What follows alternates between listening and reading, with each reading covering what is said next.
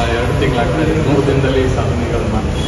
So 2 ತಿಂಗಳ ಏನಾದರೂ courses start ಇದೆ, ಹೇಗಿದೆ ಸರ್? ಕರ್ನಾಟಕ ರಾಜ್ಯದಲ್ಲಿ ಮುಖ್ಯಮಂತ್ರಿ ಅವರ ಬದಲಾವಣೆ ಅಂತಕ್ಕಂಥ ಕೂಗು ಕಾಂಗ್ರೆಸ್ ಸರ್ಕಾರ ಬಂದ ಮೊದಲನೇ ದಿನದಿಂದಲೂ ಪ್ರಾರಂಭ ಆಗಿತ್ತು. 2.5 ವರ್ಷ ಆದ ನಂತರ ಅಧಿಕಾರ ಬದಲಾವಣೆ, ಅಧಿಕಾರ ಹಸ್ತಾಂತರ ಅಂತಕ್ಕಂಥದ್ದು ಏನು ಪ್ರಾರಂಭ ಆಗಿತ್ತು, ಅದು ಆಗ್ತಿದ್ದ ಹಾಗೆ ಕಾಂಗ್ರೆಸ್ನವ್ರು ಬಿಂಬಿಸ್ತಾ ಇದ್ದಂಥ ರೀತಿ ನೋಡಿದ್ರೆ ಆಗ್ತಿದ್ದ ಹಾಗೆ ಅನೇಕ ಅಭಿವೃದ್ಧಿಯ ಪರವಾದಂಥ ಯೋಜನೆಗಳನ್ನು ರಾಜ್ಯದಲ್ಲಿ ತರ್ತಕ್ಕಂಥ ಒಂದು ಯೋಜನೆಗಳು ಆಗ್ಬಿಟ್ಟಿದೆ. ಅದೇ ರೀತಿ ಭಾಳಷ್ಟು ಬದಲಾವಣೆಗಳು ಬಂದ್ಬಿಡುತ್ತೆ ಅಂತಕ್ಕಂಥ ಒಂದು ಬಿಂಬಿಸ್ತಕ್ಕಂಥ ಒಂದು ವಿಚಾರ ನಡೀತಾನೆ ಬಂತು. ಆದರೆ ಮಾನ್ಯ ಡಿ ಕೆ ಶಿವಕುಮಾರ್ ಅವರು ಮುಖ್ಯಮಂತ್ರಿಯ ಕುರ್ಚಿ ಅಲಂಕರಿಸಿದ ನಂತರ ನಾಳಿದ್ದಕ್ಕೆ ಏನು 2 ತಿಂಗಳು ಮುಗೀತದೆ, 60 ದಿನ ಆಗತ್ತೆ. ಇಲ್ಲಿ ಯಾವುದೇ ಒಂದು ವಿಚಾರದಲ್ಲಿ ಯಾವುದೇ ಒಂದು ಪ್ರಗತಿ ಆಗದೇ ಇರತಕ್ಕಂಥದ್ದು ಎಲ್ಲರಿಗೂ ರಾಜ್ಯದ ಜನತೆಗೆ ಸ್ಪಷ್ಟವಾಗಿ ಕಾಣ್ತಾ ಇದೆ. ಮೊದಲನೇದು, ಅವರ ಕ್ಯಾಬಿನೆಟ್ ಸಹ ಸಂಪೂರ್ಣಗೊಳಿಸದೇ ಇರತಕ್ಕಂಥದ್ದು. ಬೆಂಗಳೂರನ್ನು ನಾವು ಬಹಳಷ್ಟು ಏನು ಇವರು ಬಂದ ನಂತರನೂ ಅನೇಕ ಸುದ್ದಿಗೋಷ್ಠಿಗಳಲ್ಲಿ ಮಾತಾಡ್ತಕ್ಕಂಥದ್ದು, ನಾವು ಸುರಂಗ ರಸ್ತೆ ಮಾಡ್ತೀರಿ, ಟ್ರಾಫಿಕ್ ಕಡಿಮೆ ಮಾಡ್ತೀರಿ ಅಂತ. ಇವತ್ತಿನ ನ್ಯೂಸ್ ಪೇಪರಲ್ಲೂ ಸಹ ಆರ್ಟಿಕಲ್ ಇದೆ.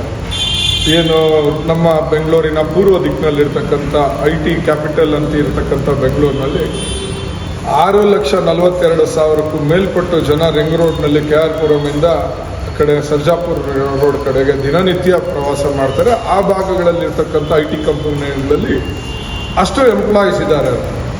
ಆದರೆ ದಿನನಿತ್ಯ ನಾನು ಸಹ ಬೆಂಗಳೂರು ಪೂರ್ವದಲ್ಲಿ ವಾಸ ಇರತಕ್ಕಂಥವನು, ಈಗ ನಮ್ಮ ಕಾರ್ಯಾಲಯದಲ್ಲಿ ನಾವು ಚರ್ಚೆ ಮಾಡ್ತಾ ಇದ್ರಿ, ಎಷ್ಟು ಸಮಸ್ಯೆ ಆಗ್ತದೆ ಒಂದು ಸಾಮಾನ್ಯ ವ್ಯಕ್ತಿಗೆ ಬೆಂಗಳೂರು ಅಥವಾ ಮಲ್ಲೇಶ್ವರದಲ್ಲಿ ಬರಬೇಕು ಕಾರ್ಯಾಲಯಕ್ಕೆ, ಅಥವಾ ಬೆಂಗಳೂರಿನಲ್ಲಿ ಓಡಾಡಬೇಕು ಅಂತಕ್ಕಂಥ ಸಮಸ್ಯೆ.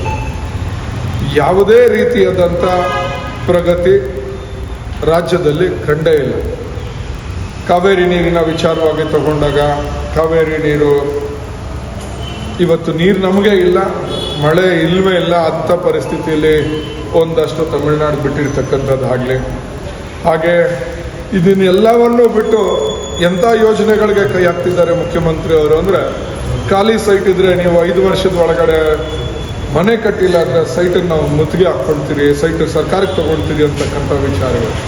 ಅಂದರೆ ಡೈವರ್ಟ್ ಮಾಡೋದಕ್ಕೆ ಸಾಮಾನ್ಯ ಜನರ ಮನಸ್ಥಿತಿನಲ್ಲಿ ಏನು ಅಭಿವೃದ್ಧಿ ಆಗ್ತಿಲ್ಲ ಅನ್ನೋ ಅಂಶವನ್ನು ಜನರಲ್ಲಿ ಬರಬಾರ್ದು, ಅದನ್ನು ಡೈವರ್ಟ್ ಮಾಡಲಿಕ್ಕೆ ಏನು ಬೇಕೋ ಮಾಡ್ತಿದ್ದಾರೆ ವಿನಃ ರಾಜ್ಯದ ಜನತೆಗೆ ಅಥವಾ ಬೆಂಗಳೂರಿನ ಜನತೆಗೆ ಒಂದೇ ಒಂದು ಅಭಿವೃದ್ಧಿಯ ಯೋಜನೆಯನ್ನು 60 ದಿನ ಮುಗಿದ ನಂತರವೂ ಆಗ್ತಿಲ್ಲ.